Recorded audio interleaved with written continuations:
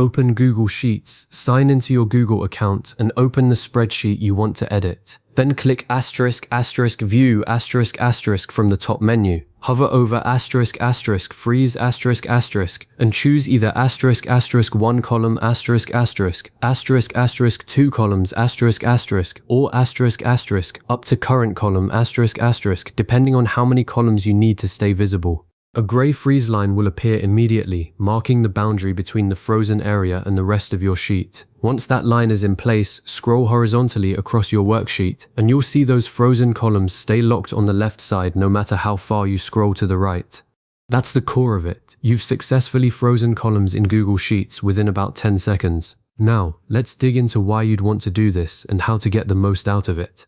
Freezing columns is one of those small features that makes a huge difference when you're working with wide spreadsheets. If you've ever scrolled far to the right to enter data in column Z, only to lose track of what each row represents because columns A and B have disappeared, you know exactly the pain this solves. By freezing identifier columns, typically names, IDs, dates, or product codes, you keep that context visible at all times. Think of it like having a sticky note stuck to the left side of your screen that follows you everywhere you scroll. A common mistake beginners make is freezing the wrong number of columns. If you freeze only one column but your data requires two to make sense, for example, a first name and a last name in separate columns, then scrolling will still hide half the context.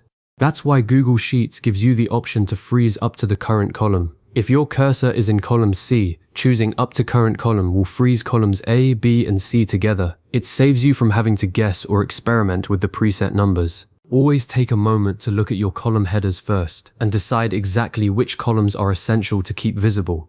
Another thing to watch for is accidentally freezing rows instead of columns. The freeze menu in Google Sheets is split into two sections, one for columns and one for rows. When you hover over freeze under the view menu, you'll see options like no rows, 1 row, 2 rows, and so on, followed by the column options. It's easy to click a row option by mistake if you're moving quickly. If that happens, your spreadsheet will freeze the top rows instead of the left columns, which might cause confusion. Just go back to view, hover over freeze again, and reset it to no rows before selecting your column freeze. There's also a subtle behavior with the freeze line itself.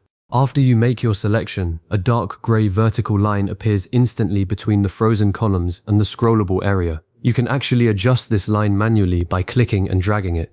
If you chose one column but then realize you need two, just grab that freeze line and pull it to the right. It's faster than going back through the menu. Conversely, if you want to remove the freeze entirely, you can drag the line all the way to the left edge of the column headers until it disappears. That's a handy trick that many users don't know about. Now, let's talk about edge cases.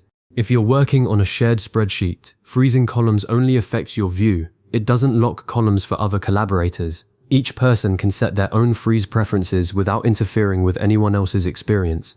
That's important if you're building a template for a team. You might want to include a note in the sheet explaining which columns are best to freeze, but you can't enforce it from your end. Also, if you're using Google Sheets on a mobile device, the freeze feature works differently.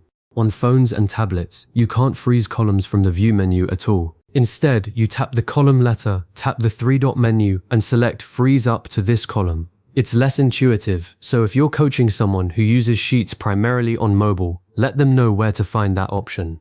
If you ever want to change the frozen columns, say you originally froze 2 columns but later added a third identifier column, just return to the view menu, hover over freeze, and select a different option. It's completely reversible and non-destructive. You can switch from 1 column to 2, or from up to current column back to no columns, and your data remains untouched. There's no limit to how many times you can change it during a session.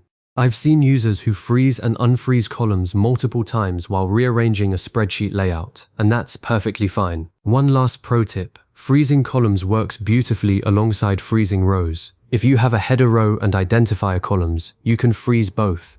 Just set your row freeze first, usually 1 row for the header, and then set your column freeze. That gives you a locked top left corner that stays visible no matter which direction you scroll. It turns your spreadsheet into a stable, navigable workspace, especially useful for large datasets with dozens of columns and hundreds of rows. So to recap, open your sheet, go to View, hover over Freeze, choose your number of columns or freeze up to your current column, and verify by scrolling.